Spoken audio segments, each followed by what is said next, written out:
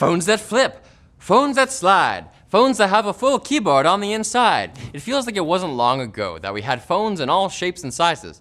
But with the exception of recent foldable phones and other things that mostly feel like gimmicks, these days they're all flat candy bar shape. But why? Well, back in the day when they were all shapes and sizes, our phones didn't really do as much. It was mostly calls, texts, and impressing your friends with your cool new ringtone. So for these use cases, it was a no-brainer what to put on a phone. A small screen to handle the user interface, and a physical keypad, since you'd be constantly punching in numbers.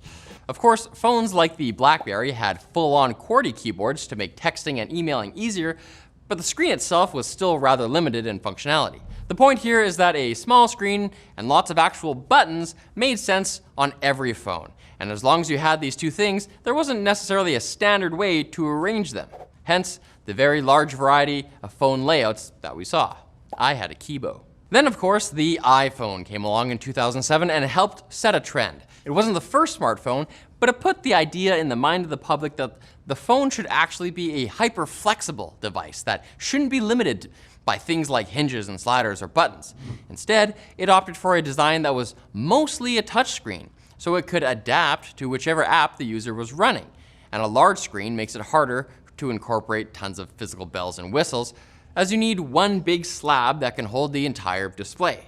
And if you have a do-it-all device, you also need a lot more battery life than you did in the days where the most power-draining activity you could do was to have a long phone conversation. This necessitates a larger physical battery, which limits how the phone can be shaped. If you take a look inside just about any modern smartphone, you'll see a standardized rectangular lithium-ion or lithium polymer battery that takes up a significant amount of space inside. On top of that, making phones physically complicated makes them more likely to fail. This could be seen in everything from slide-out keyboards to more modern foldable phones.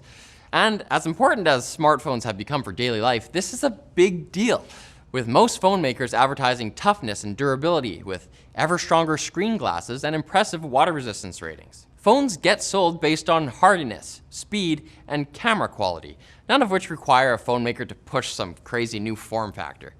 I mean, it's a lot easier to just point the back of your phone at something to take a picture than to have an extra part like a pop-up lens.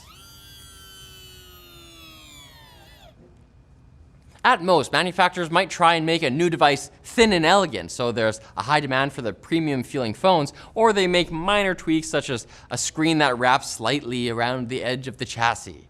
And with all the high-end processors and camera lenses inside modern phones, it's very important to make sure the phone is tough enough to protect the sensitive innards, a goal that's most easily achieved by simple designs instead of weak hinges and physical buttons that could serve as ingress points for water and debris.